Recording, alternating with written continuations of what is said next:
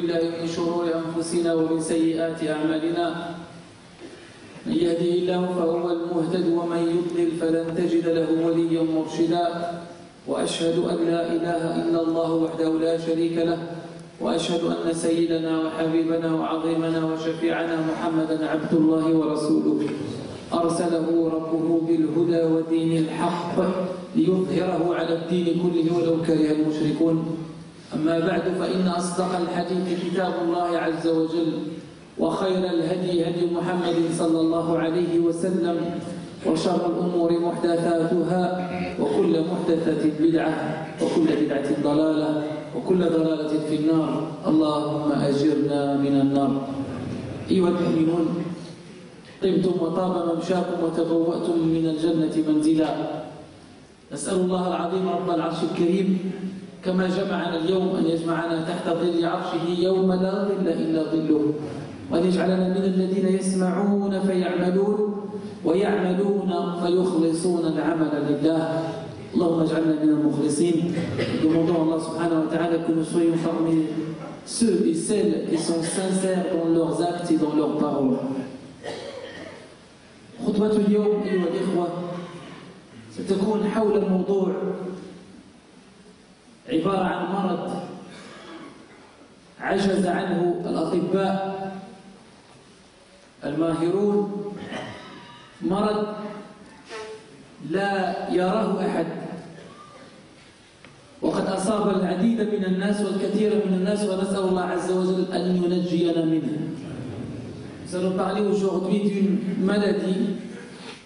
On avait déjà parlé, mais on n'avait pas consacré un sermon sur cela. Une maladie qui détruit l'être humain. Et le grand problème, aucun médecin, aucun médicament ne peut guérir de cette maladie. La seule guérison, c'est d'être sincère et de se diriger vers Allah subhanahu wa ta'ala et faire ce qu'il nous a demandé et ce que le prophète alayhi salatu wa salam nous a demandé pour ne pas être atteint ou atteinte de cette maladie. مرض فرق الأمة، ومرض شتت الأمة، ومرض أصاب الكبار والصغار والرجال والنساء. شيء إذا أمنته أصابك، وإذا خفت منه سلمت منه. Une chose qui atteint les hommes et les femmes, les grands, et malheureusement ça attaque également les enfants dès leur plus jeune âge, ou leur âge plus jeune, quand ils sont jeunes, quand ils grandissent dans un lieu, dans un milieu qui est atteint de cette maladie, sont aussi atteints et atteintes. Une chose, si on a peur de cette chose-là, alhamdulillah, on est sauvé. Mais si on fait confiance à cette chose-là, on est atteint par la maladie. وأظن أنكم عرفتم هذا المرض، وهذا المرض أيها الإخوة يسبب في الدخول إلى النار، بل إلى قعر النار، بل إلى الدرك الأسفل من النار. Et cette maladie, parmi les conséquences de cette maladie, c'est l'entrée en enfer. Et non pas seulement en enfer, mais c'est dans le degré le plus profond de l'enfer. عرفتم هذا المرض أيها الإخوة؟ مرض النفاق. La maladie de nifaq, la maladie de l'hypocrisie, être hypocrite. والنفاق نوعين أيها الإخوة، أو نوعان، نفاق عقائدي وهذا هو أخطر، ونفاق عملي. ونتكلم اليوم عن النفاق العملي. Cette hypocrisie dans les actes, cette hypocrisie dans les paroles, cette hypocrisie que les compagnons s'éloignaient ou sont éloignés, et les compagnons faisaient attention pour ne pas tomber malade par cette maladie ou pour ne pas être atteint par cette maladie. الصحابة رضي الله عنهم وأرضاهم كانوا يبتعدون عن هذا المرض، وكانوا يستعيذون بالله عز وجل من هذا المرض. نقول هذا الكلام أيها الإخوة باش في آخر الخطبة ولو واحد منا. Je dis ça pour qu'à la fin de ce sermon, s'il y a au moins une personne un homme ou une femme qui va retenir ce qu'on va dire et qui va décider, Inch'Allah, de s'éloigner de cette hypocrisie, et bien on a gagné, alhamdulillah. 800 ou 2, 1 suffit devant Dieu. الله سبحانه وتعالى أن يجعلنا من الذين يسمعون ويعملون. إذا الهدف من هذه الخطبة أيها الإخوة، الهدف من هذه الخطبة أننا نبتعد عن النفاق ونطهر قلوبنا من النفاق، ونعرف بأن هذا النفاق يصيب الإنسان والشيطان يسول الإنسان كي يقع في النفاق، وإذا وقع الإنسان في النفاق ألقي في النار والعياذ بالله. وستسمعون الحديث، حديث خطير جدا، يعني لو عرفنا المعنى ديالو، لو فهمنا سنبتعد بإذن الله عن النفاق. فاللهم طهر قلوبنا من الرياء والنفاق. C'est ça le but. Le but, c'est de demander à Allah Azza wa Jalla de nous protéger contre l'hypocrisie nifaq et de prendre la décision après le sermon et dire, eh bien, je vais arrêter et je vais essayer de m'éloigner de nifaq. Et vous allez voir que dans nos actes, dans ce qu'on fait, dans ce qu'on dit, dans nos agissements, dans nos paroles, nous avons toujours une insufflation ou bien une nafs qui nous pousse à faire ce nifaq. Soit parce qu'on a peur des gens, soit parce qu'on a peur de l'avenir, soit parce qu'on a peur de perdre quelque chose. Et tout ça, ça vient de et ça vient de pourquoi? Du manque de confiance que nous avons dans notre cœur, confiance en Allah Azza wa Jalla. كنقولوا بأننا نثق في الله عز وجل، ولكن لما كنتحطوا أمام الأمر الواقع إنسان يضعف، النفس ضعيفة، نفسه ضعيفة، والإيمان يضعف والإيمان ينزل، وإذا ضعف إيمانك ونزل إيمانك فقد يقع الإنسان في النفاق والعياذ بالله بدون أن يشعر. Donc le problème c'est que on peut tomber dans le nifaq, on peut tomber dans l'hypocrisie sans se rendre compte. Tu as l'impression que tu es le meilleur, que tu es masha'Allah, mais en fait dans ton intérieur tu marches avec un nifaq. Et c'est pourquoi je vous ai dit, c'est une maladie qui n'est pas vue à l'œil nu. On ne peut pas nous voir directement, on ne peut pas voir une personne qui est hypocrite ou pas. Mais là, ما تقدرش تعرف هل هذا الإنسان منافق أم لا. لذلك هو مرض خطير لأنك لا تعرفه ولا تراه فلا تنتبه. Et pourquoi c'est dangereux? Parce que tu ne peux pas le voir directement, il s'est caché à l'intérieur. Le seul qui peut le voir c'est Allah subhanahu wa ta'ala. حتى في عهد النبي عليه الصلاة والسلام كان المنافقون في عهد النبي عليه الصلاة والسلام، ولكن جبريل بين للرسول عليه الصلاة والسلام وكان يقول له فلان منافق وفلان منافق وفلان منافق وفلان منافق. À l'époque du prophète عليه الصلاة والسلام, il y avait des hypocrites parmi les qui rentrent dans le safaf des musulmans. Et à cette époque-là, alhamdoulilah, Jibril disait au prophète alayhi salatu wa salam par la révélation, il disait au prophète alayhi salatu wa salam, fais attention de telle et telle personne, elle est hypocrite. Fulan ou fulan ou fulan munafiq. Et le prophète alayhi salatu wa salam, il avait une personne à qui il racontait tous ces secrets-là. وكان صحابي من الصحابة هو حذيفة بن اليمان وكان يسمى أمين سر رسول الله. Donc il s'appelait celui qui détenait, celui qui gardait les secrets du prophète alayhi salatu wa salam. Ce compagnon-là, il avait tous les secrets des hypocrites. Et le prophète alayhi salatu wa salam lui disait que tel monsieur est un hypocrite. كان يقول النبي عليه الصلاة والسلام لحذيفة فلان منافق وفلان منافق وفلان منافق. سبحان الله لما مات النبي عليه الصلاة والسلام باش تعرفوا الخطورة تاع هذا المرض وتعرفوا كيف كان الصحابة يبعدوا من هذا المرض وكيف كانوا يخافون من هذا المرض pour voir à quel point les compagnons avaient peur de cette maladie. Omar ibn al-Khattab est venu voir Hudayfa après la mort du prophète عليه الصلاة والسلام وقال له يا حذيفة أناشدك بالله هل سماني رسول الله صلى الله عليه وسلم هل سماني من المنافقين. عمر أمير المؤمنين, تعرفون عمر, vous avez étudié la vie de Omar, vous avez lu sur Omar, vous avez entendu parler de Omar, vous connaissez Omar radiallahu anhu. Qu'est-ce qu'il fait après la mort du prophète alayhi salatu wa salam? Il vient voir Hudayfa, il lui dit à Hudayfa, est-ce que je fais partie de ces gens-là? Est-ce que je fais partie des hypocrites que le prophète alayhi salatu wa salam t'a nommé? Omar, mais qu'est-ce qu'on va dire nous aujourd'hui? إذا كان عمر يخاف من النفاق, إذا كان عمر يبتعد ويسأل هل أنا منهم, هل أنا ممن ذكر النبي عليه الصلاة والسلام من هؤلاء المنافقين؟ فقال له حذيفة لا يا عمر وَلَنْ أُزَكِّيَ أَحَدًا بَعْدَكَ. Non, il y a tu ne fais pas partie, ou tu n'en fais pas partie, mais je ne dirai pas à quelqu'un d'autre. Je n'informerai personne d'autre. مرض خطير أيها الأخوة يصاب به الإنسان من حيث لا يشعر. وقلنا أن يبقى هذا النفاق هو أشد مرض وأخطر مرض.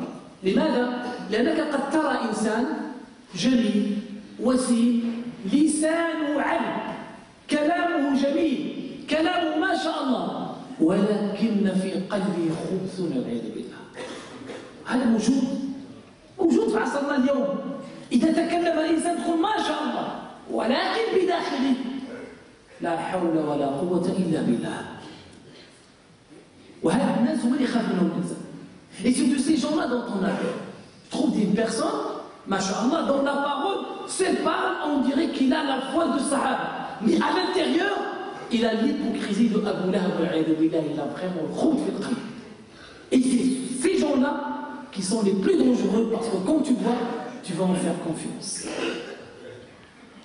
إنك لا تعرف لا تدري لذلك الإنسان يطلب الله سبحانه وتعالى أن يبعده عن المنافقين وأن يبعده من النفاق.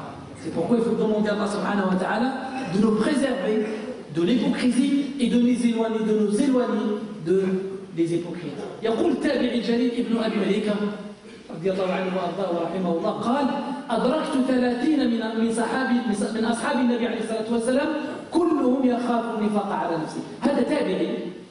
التابعي هو اللي جاء بعد الصحابة قال لك أدركت 30 من الصحابة. التابعي هو الذي عاش في عهد الصحابة ولم يرى النبي عليه الصلاة والسلام. قال أدركت 30 من أصحاب النبي عليه الصلاة والسلام. أصحاب النبي عليه الصلاة والسلام كلهم يخافون النفاق على نفسه. Il a dit un tabi'i a dit j'ai connu 30 personnes des compagnons du prophète alayhi salatu wassalam. Le tabi'i c'est celui qui n'a pas vu le prophète alayhi salatu wassalam, il est venu à l'époque de Sahaba et il a dit j'ai rencontré 30 sahabis du prophète alayhi salatu wassalam et tous sans aucune exception ils avaient peur de nifaq. Nous aujourd'hui, à notre époque aujourd'hui, la personne elle sait bien qu'elle est en train de faire l'hypocrisie, elle ne se rend pas compte. هو يعلم ما معنى النفاق؟ vous allez voir النفاق أيها الإخوة أن تقول ما لا تفعل. النفاق, l'hypocrisie, c'est que tu montres un visage de gens alors que dans ton intérieur tu es une autre personne. أن تتظاهر بالصلاح أمام الناس ولكن بينك وبين الله مصائب. Que tu montres Masha'Allah devant les gens, tu es Masha'Allah, tu es parmi les pieux, parmi les musallin, parmi ceux qui lisent le Coran Karim, parmi Hafadat Kitab Allah Azza wa Jal, parmi ça. Mais quand tu es tout seul, eh bien c'est une autre image que tu montres. Wallah subhanahu wa ta'ala يطلع عليها. هذا النفاق أيها الإخوة. النبي عليه الصلاة والسلام ذكر لنا في حديث متفق عليه. Un hadith authentique dans lequel le prophète عليه الصلاة والسلام dit يقول فيه النبي عليه الصلاة والسلام يؤتى معنى هذا الحديث والحديث صحيح الحمد لله يؤتى برجل يوم القيامة فتخرج أقتاب بطنه أو تنطلق أقتاب بطنه فيدور بها كما يدور الحمار بالرحى فيقول له الناس يا فلان ألم تكن تأمر بالمعروف وتنهى عن المنكر فيقول بلى كنت آمركم بالمعروف ولا آتي وأنهاكم عن المنكر وآتي. يا رب سلم يا رب سلم. Dans ce hadith du prophète alayhi salatu wassalam, ce hadith authentique, le prophète alayhi salatu wassalam nous dit le jour dernier, il y a une personne qui va venir et les tripes sortent de son ventre. Ces tripes vont sortir et lui il va faire des tours autour de ces tripes. Comme exactement comme vous voyez l'âne ou l'animal qui tourne autour de la... avec le naoura, pour remonter autour près de l'eau, donc il tourne, ben c'est une image, subhanallah, dans cette image. Et quand les gens vont voir cette personne-là qui tourne autour de ses tripes, comme ça, dans cette douleur, dans ce châtiment, ils lui ont dit, oh Foulan, oh tel, Mais tu étais parmi ceux qui appelaient al ma'rouf. Tu étais parmi ceux qui nous appelaient au bien. Tu étais parmi ceux qui nous disaient faites attention, ne faites pas le mal, etc. Il leur a dit, si je suis cette personne-là, mais malheureusement, je vous demandais de faire le bien et moi je ne le faisais pas. Et je vous disais de ne pas faire le mal et moi je le faisais.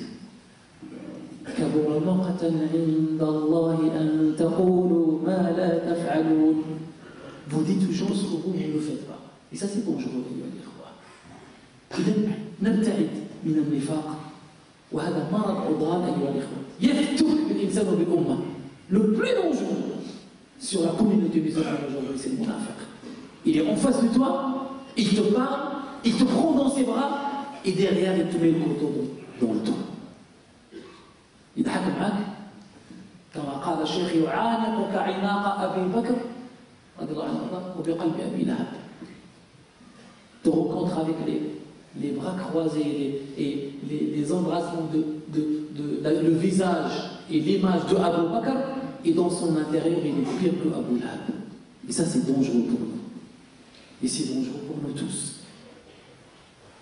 Et c'est quoi qui pousse à ce nifaq?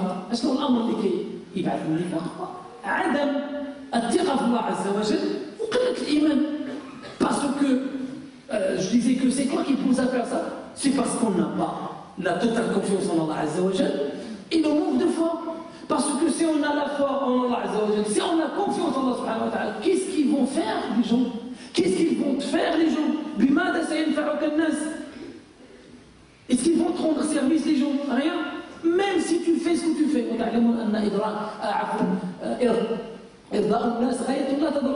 Faire plaisir aux gens, c'est un but que tu n'atteindras jamais. Tu trouveras toujours une personne qui dira le contraire ou qui lui parlera derrière ton dos. Alors pourquoi avoir peur des gens? Eh bien je vais vous montrer ma chambre devant les gens et derrière je vais faire الإنسان أيها الإخوة يكون صادق مع الله سبحانه وتعالى، صادق في قوله، صادق في عمله. أقول ما تسمعون واستغفر الله لي ولكم ونسأله عز وجل أن يجعلنا من الصادقين. ونطلب الإخوة باش يتقدموا الآن الله يحفظكم ويبارك فيكم. Je demande aux frères d'avancer et aux sœurs également d'avancer parce qu'apparemment il y a plus de place chez les sœurs aussi. Essayez d'avancer, Inch'Allah, et de libérer les places pour vos sœurs. Jazakumullah khair.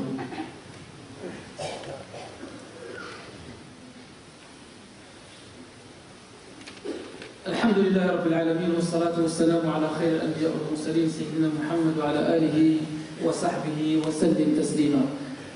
نحن نحتاج اليوم أيها الإخوة نحتاج إلى الثقة في النفس. Nous avons besoin d'avoir confiance en nous-mêmes, d'avoir confiance en Allah عز وجل. أن تثق في الله عز وجل واعلم أن الله سبحانه وتعالى لن يضيعك. Allah عز وجل ne te laissera pas tomber quand tu t'appuies sur lui. Tu sais qui c'est qui va te laisser tomber? C'est les gens. الناس اللي بحالك هما اللي يخليوك. أما الله عز وجل حاجة، الله عز وجل لا يضيع أجر المحسنين. والإنسان يصبر. Il faut avoir de la patience. C'est comme que quand tu fais dua et tu attends la récompense. Eh bien la réponse, cette récompense ou cette réponse à ton dua, elle peut venir après un an, elle peut venir après 2 ans, elle peut venir après 3 ans, elle peut, Allah Azza wa Jalla peut la garder pour le jour dernier. قدر يخليها لك الله سبحانه وتعالى حتى يوم القيامة لأن الله عز وجل هو الذي يعلم ما أنت في حاجة له وما لا تحتاجه. Le seul qui peut savoir ce dont tu as besoin, ce dont tu n'as pas besoin, c'est Allah Azza wa Jalla. Je vous donne un simple exemple que vous connaissez très bien. مثال بسيط كلكم تعرفونه. يوسف عليه السلام. نبي الله يوسف لما كان في السجن أيها الإخوة كان في السجن وكان معه شابان. Il y avait 2 jeunes avec Yusuf عليه السلام dans la prison, en prison. Il y avait 2 personnes avec lui. فالشابان خرج من السجن ويوسف بقي في السجن. Les 2 jeunes sont sortis de la prison et Yusuf عليه السلام est resté en prison. Les 2, quel a été leur sort? أش كان واحد أصبح خادم والثاني قتل. Les 2 qui sont sortis les premiers de la prison, le premier a été à travailler comme serveur et le deuxième a été tué par le roi à l'époque. Et Yusuf عليه السلام ماذا أصبح عزيز مصر. Yusuf alayhi salam, le prophète qui a tenu l'Égypte alayhi salam. Donc le fait de rester ou le fait d'avoir l'ibtila, le fait d'avoir l'épreuve, le fait de ne pas voir la réponse directement, ceci ne veut pas dire qu'Allah Azza wa Jalla n'a pas accepté ta demande. لما ما تشوفش الجواب على الدعاء ديالك هذا لا يعني أن الله عز وجل لم يستجب. هذه الأمور لا يعلمها إلا الله. إذا أنت عليك بالدعاء وتدعو الله عز وجل وتستمر في الدعاء ولو إلى آخر لحظة. Je vous ai donné l'exemple de la semaine dernière de la femme, de la fille, de la jeune fille qui était enceinte et que tout le monde lui disait que tous les médecins ont dit que c'est impossible que cet enfant s'en sorte. Tous les médecins, ils lui ont dit c'est impossible qu'il s'en sorte. Et s'il s'en sort, il va sortir avec 20%. 20% قالوا لها لن يزداد هذا الولد، وإذا ازداد حتى إذا ولد عنده يعني واحد الحظ تاع 20% باش أنه يعيش. ماشي يعيش غير باش يخرج حي. Ils lui ont dit même s'il sort du ventre de sa maman, il aura 20% de vie. اليوم أيها الإخوة الابن يتمتع في سريره مع أمه وأبيه. هذه أسبوع الحمد لله. فقط قلت أريد أن أقول هذه البشارة للإخوة. J'ai voulu passer cette nouvelle aux frères et aux sœurs que ce bébé que tout le monde a condamné, même les gens, tout le monde dit que non, il ne va pas sortir, il ne va pas s'en sortir. Et avec l'azima, avec la quwwat Allah subhanahu wa ta'ala, avec la force d'Allah azza wa jalla, avec la volonté d'Allah azza wa jalla, puis avec la patience des parents et la patience aussi surtout de la maman, et bien l'enfant il sortait sain et sauf, alhamdoulilah, malgré toutes les opérations qui lui ont été faites. Là, il est en train, il est dans son lit, dans la chambre de sa maman et de son père. في غرفة أمي وأبي بإذن الله عز وجل. الله عز وجل حفظه. إذا ادعوا أيها الإخوة. Ne négligez pas le dua. Ce n'est pas parce qu'une personne est dans le coma, on va dire ça y est, il est condamné. هذه الأمر ليست لك. هذه الأمور ليست بيدك ولا بيدك. Ces choses-là ne t'appartiennent ni à toi ni à moi. Elles appartiennent à Allah عز وجل. Et c'est lui qui sait. هو الذي يعلم. لذلك في أخت أيها الإخوة. أختي مريضة قالوا أنها في الكوما. وأولادها مفرقين يعني كل ولد عندها. Elle a 3 enfants. Chaque enfant est chez une personne qui le prend en charge en attendant que la maman s'en sorte. Dans votre prosternation, parmi vous, il y en a qui sont. Donc, le dua est accepté. Parmi vous, on a des enfants parmi nous. On a des personnes âgées. Leur dua est maqboul. Faites un dua pour cette maman. Et ne négligez pas le dua. Il y a une autre sœur qui a accouché, elle a une paralysée. La moitié de son corps est paralysée. On ne va pas dire qu'elle ne marchera jamais. Avec votre dua, elle marchera, Inch'Allah. Puis, votre dua, Inch'Allah.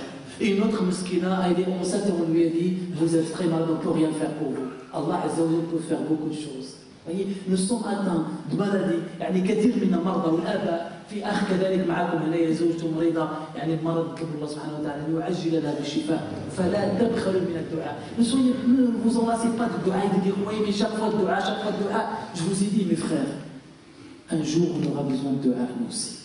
Nous avons toujours besoin de dua. Nous avons toujours besoin de dua. Mais un jour on va se trouver nous aussi sur le lit de la mort. على فراش الموت وعلى فراش المرض. Et tu auras besoin de quelqu'un qui fait une dua pour toi. Donc quand vous entendez à chaque fois on répète dua, vos frères et vos sœurs ils ont besoin. Et bien dites Amin, Allahumma ajjil bi-shifa li kulli marid, warham kulla mayit, Allahumma arhamna warham walidina, warham man allamana, warham mashayikhana, warham man lahu al-fadlu alayna, Allahumma a'inna ala dhikrika wa shukrika wa husni ibadatik, Allahumma tajawaz anna in nasina wa akhtana, Allahumma tajawaz anna in nasina wa akhtana, Allahumma aslih awladana ya arhamar rahimin. Et quand on se lève pour la prière, essayez d'avancer le maximum parce qu'il y a les frères sont à l'extérieur, il a permis. Donc il y a l'eau sur la terre, sur le sol. Essayez d'avancer. Allah yahfazkum wa yubarik fikum, Inch'Allah. Qulu ma tasma'un, astaghfirullah li wa lakum, fastaghfiruh.